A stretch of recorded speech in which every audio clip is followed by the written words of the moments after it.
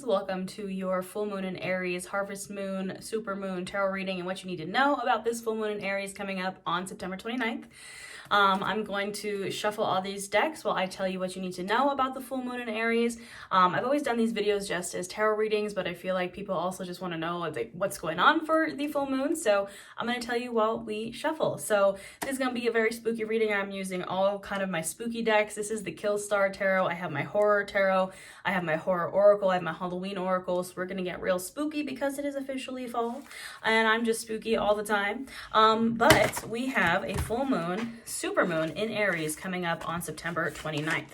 Now this is also our harvest moon, and the day that I'm filming this is Mabon, our autumnal equinox or our harvest, so it is officially fall, so nobody can tell me I can't be spooky anymore.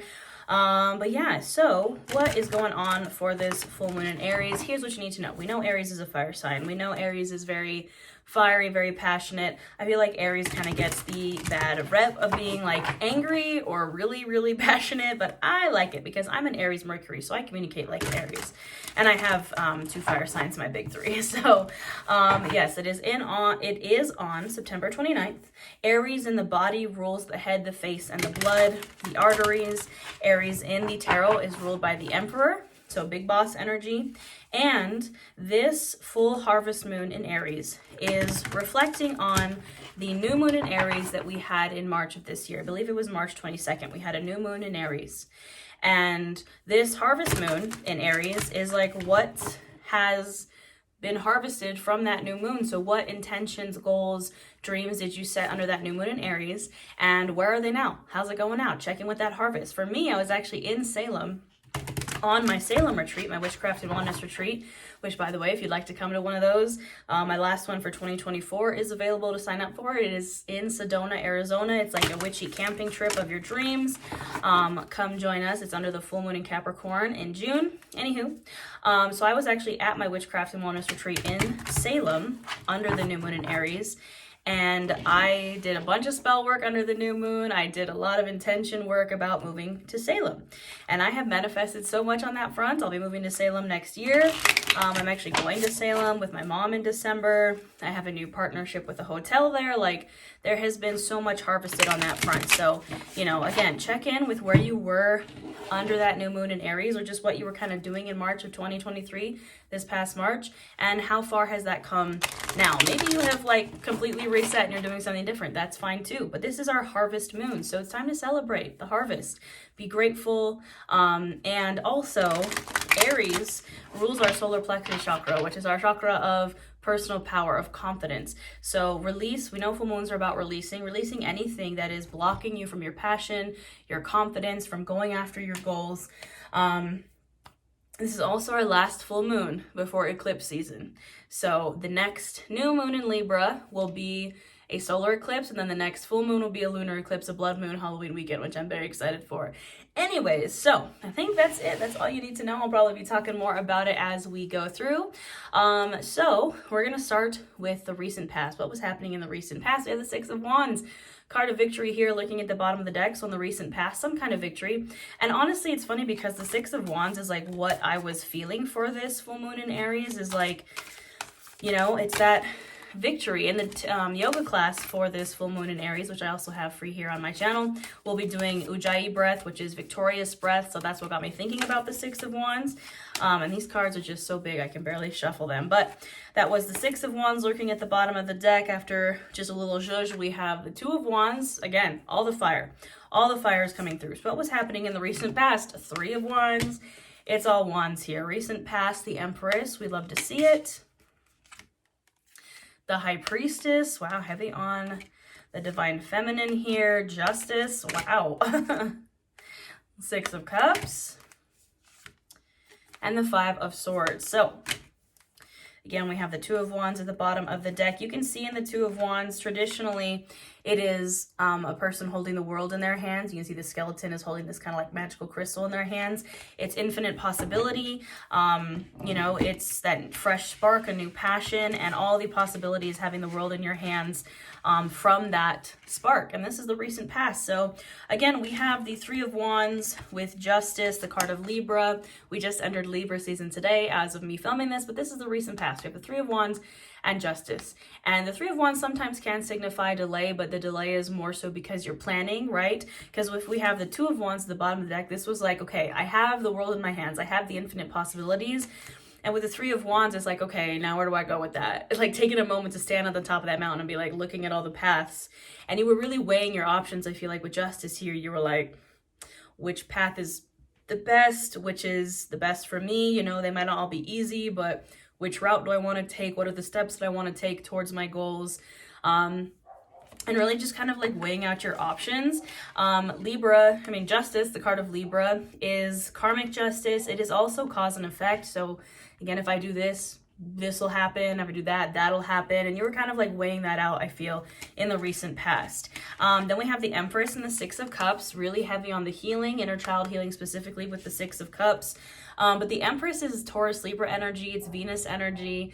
It's, again, divine feminine, doesn't matter on gender, but it's just that energy of like healing, softness, luxury, taking care of yourself, making self-care a priority. I feel like I know for me, my self-care has really been, I've been getting back into my physical health journey. You know, I've been really working out, and it's not, you know, if you know me, I'm all about body acceptance. I'm about taking up space. I'm not on a weight loss journey. Never again. I'm on a health journey. I'm trying to get stronger. I'm trying to get my inversions back. And for me, moving my body is also mental and spiritual and emotional, and it really helps me just take care of myself, and I've been doing it every day, and I have my inversions back. I'm super excited.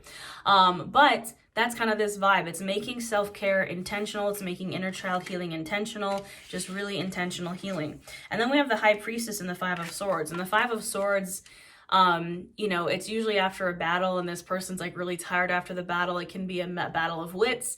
It's also a card of just like putting the swords down, and like after a battle. And with the High Priestess, it's like you trusted your intuition on the battles, I think, that you decided to fight. You know, it's like picking your battles. Like you really trusted your intuition on like, you know what, maybe this isn't my battle to fight. I'm going to put my swords down in this case. I'm not going to try to win at all costs. I'm going to trust my intuition and know when it's my place to fight or when it's not. And really kind of like, I feel like I'm hearing like stepping aside and being like, you know what? Not my circus, not my monkeys. You know what I mean? And that's good. That's a good thing. All right. That was the recent past. Now what's happening in the present moment? This is the Tarot Obscura that I'm using. I actually got this deck at my Joshua Tree retreat. I got it in Joshua Tree, so I'm not sure if there's anywhere you can find it online.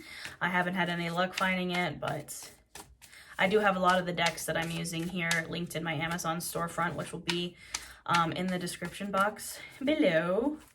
All right, yeah, I knew the Eight of Pentacles was going to come up. We have the Eight of Pentacles at the bottom of the deck. It's the hard work.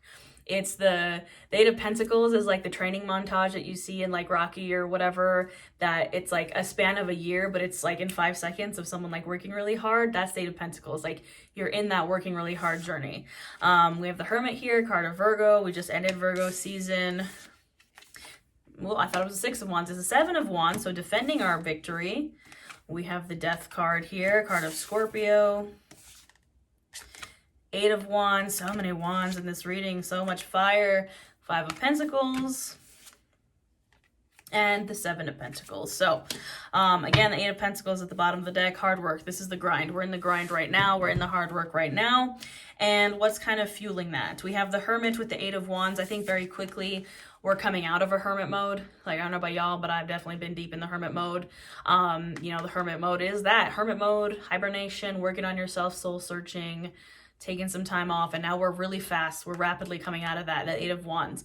I feel like we're going to come very quickly out of that under this full moon in Aries, because we got that fiery Eight of Wands energy, that fast, quick, passionate, a little bit angry kind of energy, and it's going to kind of pull us, I think, out of our hermit mode. Or maybe you need to come out of your hermit mode is what you're kind of being told here.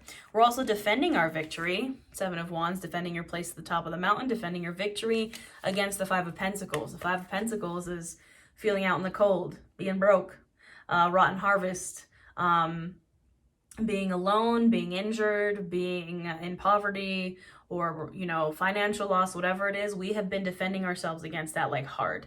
You know, we have maybe had a victory over that in the past, and now we're like really fighting to keep we're like back beast. We're like fighting back the Five of Pentacles from entering into our lives. You know, scarcity mindset, just all the things that we don't want, right? The Five of Pentacles is, again, loneliness, hurt, being sick, having a financial loss, any kind of loss, or anything that makes you feel out in the cold, or like you're not in. So basically in the Five of Pentacles in the traditional tarot, this is like a church, like a warm building behind them, and these people are out in the snow, and they're injured, and they're on crutches, and they're like bandaged up, and it's like anything that makes you feel that way, like downtrodden, down on your luck, feeling lost, feeling sick. We've been fighting back against that like heavily. And we've also maybe had some kind of death rebirth cycle in the present, or we're going through it currently, letting go of the old cycle, bringing in the new cycle, based in the Seven of Pentacles. And the Seven of Pentacles is, yes, can be planting new seeds, but it's also a card of like looking at how far you've come. And I think that death is happening here, in that we're no longer not appreciating ourselves. I'm not sure what the right word I'm looking for is here. It's like right on the tip of my tongue. It's like we're actually being grateful for how far we've come. We're actually being like, I did that. Like celebrating yourself, celebrating your accomplishment, Seven of Pentacles, instead of like just ignoring that and not giving yourself any credit. I think the death, it's like the death of the death of the not being grateful almost. And the old cycle, you know, is gone, and we're in this new cycle of like hard work and staying out of the Five of Pentacles and staying in our Eight of Pentacles, and like working really hard, healing. You know, some kind of death and rebirth is happening right now in the present. Death to the old, out with the old, in with the new, as they say. All right. I just noticed the death was at the bottom of the deck that I'm using for the future, which is the Horror Tarot, which is one of my favorite decks. And I know I have this link to my Amazon storefront because that's where I got it. What is gonna be happening in the future? Whoop, flying cards. Throwing cards, it's fine. Where'd you go? Is that the Wheel of Fortune? I think it is. That was also the card that tried to come out when I was shuffling. Yep. Wheel of Fortune, new cycle. Like I said, in the present moment, I think it's like the last little bits of that old cycle ending, right? The Death card. Wheel of Fortune, new cycle. New cycle, baby. Like, new turn of luck, new fortune. The wheel keeps on turning, as they say. And look at that. What's happening in this new cycle? Nine of Pentacles and the Queen of Cups. I know the Nine of Pentacles looks really scary and like the bent neck lady here, but I promise the Nine of Pentacles is a great card, and the Queen of Cups here, Queen of Water. The Nine of Pentacles is our independent queen. She is independent, any gender, but in the Nine of Pentacles, it's like usually a woman that looks very similar to the Empress. It's that Empress Venusian energy of having your own your harvest, like your successful harvest. Whereas the Ten of Pentacles would be harvest for you and your family and your friends and like everyone around you. The Nine of Pentacles is that very single, independent, regardless if you're in a relationship or not. It's like that was yours. Like you worked very hard for that harvest. And the Queen of Cups, it's very emotionally driven, right? It's emotionally mature. The Queen of Cups has worked hard for her cup, worked hard for her emotional healing. And, you know, it's like celebrating that. This is a new cycle that's very happy, abundant, independent. I'm hearing like you're emotionally able to take care of yourself. Lots of emotional healing and financial. All right, what else is going on in the future? Said the Hanged Man. Get out of here, Hanged Man. We don't want you here. Two of Wands again. Ten of Swords. Of course. Two of Swords. All right, if there's anything that is blocking you here, yeah, if there's anything, we have just pulled the Nine of Swords. Who's behind the Hanged Man? Seven of Cups. Yeah, if you find that you're stuck, Hanged Man, stuck, it's because you might have too many options or you're not really sure of which way you want to go. How do we get out of that? And you know, what's that driven by? We have the 9 of Swords and the 10 of Swords here. These are not cards, you know, I don't think there's any good or bad in the tarot, but these are definitely, you can look at just how they're not fun, right? The 9 of Swords is anxiety, stress, nightmare. The 10 of Swords can be betrayal or just being absolutely and completely done. If you feel like you are stuck here, it is because you are not picking a direction to go yet, right? We have the 2 of Wands here again. It was in our past reading, it's now here in the future. If you have not made a decision yet, 2 of Swords, you're going to continue in this anxiety, stress, feeling like you can't move forward. The analysis paralysis, like of being stuck, of not making a decision and not moving forward in any direction. Again, it doesn't matter if it's the right direction or the wrong direction. Honestly, I don't believe that there's any right or wrong directions. I think eventually you end up where you're supposed to be. But if you feel like you are stuck, if you feel like you're constantly in the 9 of Swords, constantly in the 10 of Swords, you just got to pick a direction and you got to move in it. Being stuck will kill your dreams faster than making a wrong choice will, if you never move forward, right? So if you want to get out of this 10 of Swords, 9 of Swords, you need to pick a direction. And I feel like you think that there's only 2 options, right? We have the 2 of Wands, 2 of Swords here. You think that there's only these 2 options. The 2 of Swords traditionally is a woman sitting, she has her swords crossed, she has a blindfold on, and behind her, there's this island. And basically, she's trying to figure out how to get back to that island. And she only sees like 2 options. She's like, there's only this, there's only that. It's very black or white thinking. It's very fixed mindset. It's very all or nothing mindset. What if I told you that there was infinite possibilities? 2 of Wands. Look at this person like scrying, looking over their crystal ball, like seeing all the possibilities instead of just like this or that. This or that. Because there is not this or that. There is like probably 10,000 other options that you're just not seeing. Okay? Okay, so what else do we need to hear? Now, this is the Horror Oracle. It just came out, and it has literally every horror movie you could ever think of in it. Look at the back of it. It's beautiful. A friend sent it to me. I'm obsessed. And again, it's like classic horror movies, recent horror movies. And yeah, so what else do we need to hear for this full harvest moon in Aries? I do appreciate also that the first card that I pulled from this deck when I first opened it was the Nightmare on Elm Street card. We have Genius. I think this is Reanimator. We have Genius here. Ice, The Thing. Obsession, Phantom of the Opera. Yeah, I have Phantom of the Opera tattooed in my armpit, in case you're curious. My favorite. My boy. And Mask. We have Jason here, who's at the bottom. The Deep, Jaws. So we're going to head on over to this guidebook and see what these cards mean. Because again, this is a brand new deck. Haven't had much experience with it. And with Oracle decks, it's kind of up to the creator. So, Genius. Where'd you go? Yes, the Reanimator. Just because you can do something doesn't mean you should. Intelligence comes in many forms. You can be brilliant in some ways and less so in others. Forging ahead without considering potential outcomes can create a situation where things go to pieces, possibly with horrifying results. Slow down, keep your head on your shoulders. And what was I just saying? It's like pick a direction and go in it. This is saying that yes, even though you have to pick a direction and go with it, that's not meant to say that you should just be careless. Not meant to say you should just be reckless. Take small steps forward. You don't have to make giant life-changing decisions to move forward. You can take some small steps. Look before you leap. All right. We have Ice, which is The Thing.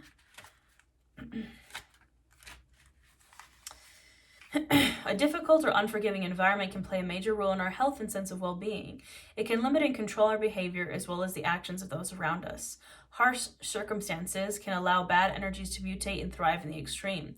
Only by identifying a problem can we have any chance of dealing with it, or at least keep it from spreading. Band together to stay warm, resist negative forces. That's that 9 of Swords, 10 of Swords. You want to get out of that nightmare, stress, anxiety.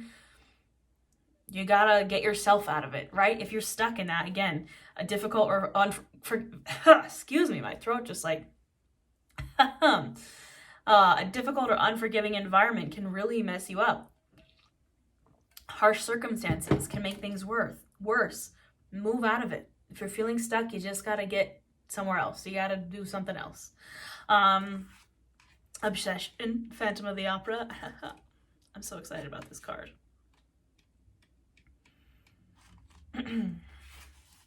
Passionate feelings can make us lose all perspective. Structuring a whole life around something or someone can draw others into high drama that exists only in the Gothic theater we've constructed in our own mind. This is a personal call out to me.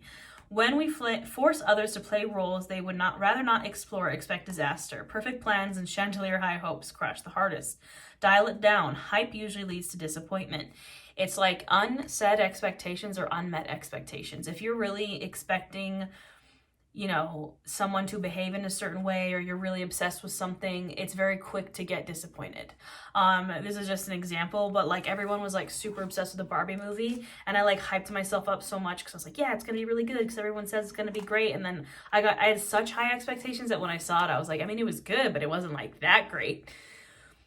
Bring your expectations back down. Like, my thing is like this or something better. What if things even went better than I expected them to? I'm not going to go into it with these like crazy, like unreasonable, unrealistic. I mean, I am a little delusional, but like those type of expectations, I'm going to keep it kind of in neutral so it can exceed my expectations, right?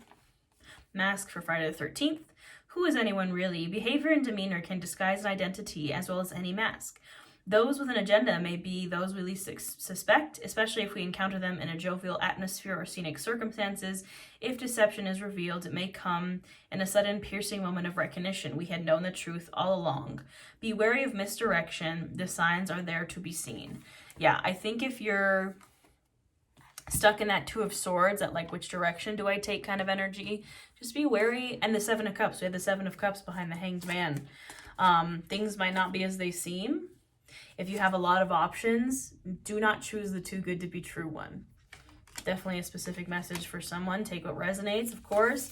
Now we're going to pull one final oracle from this Halloween oracle. It's a really beautiful deck. But again, the cards are so big I can barely shuffle. I have baby hands. Winter, the sacredness of pausing. Yes, we are gearing up. I know we just went into fall, but we are gearing up for our winter. And this card is about like taking a moment to pause. Before you before you collect $200, just take a second and be like, again, what are the options here in front of me? What do I need to do? Like, what needs to be done before I can move forward safely? And again, if you're stuck in that analysis paralysis of like, I don't want to move forward, I'm too scared, I have too many options, that's okay. It's okay to take that moment to pause before you move forward, so we avoid some of these like, rash actions or wrong paths or whatever it is. Take your time. Take your time. The full moon in Aries energy is going to make us all be feeling really like aggressive and passionate, like we just want to make some rash decisions. Don't do that. All right, my friends, that is all I have for you. Don't forget, I have a full free yoga class for this full moon as well. I have witchcraft and wellness courses available, guided journals, ebooks. I have a moon magic guided journal if you want to learn about the moon phases. I have courses for pretty much everything. I also have retreats. So like I said, if you want to come on a witchcraft and wellness retreat, I have 7 spots left for Sedona, and that's the last one I'm doing in 2024. Salem is already sold out, so because I'm moving to Salem at the end of next year, so this will be the last time to come to a retreat for a hot minute. So come join us for Witchy Summer Camp in Sedona next summer. It's going to be amazing. There's rescue goats and donkeys and horses, and it's just going to be really awesome. My first ever retreat I hosted in Sedona, and it was great. So we're going back, and that's it, my friends. I hope you have a wonderful full moon, a wonderful harvest, and I'll see you next time.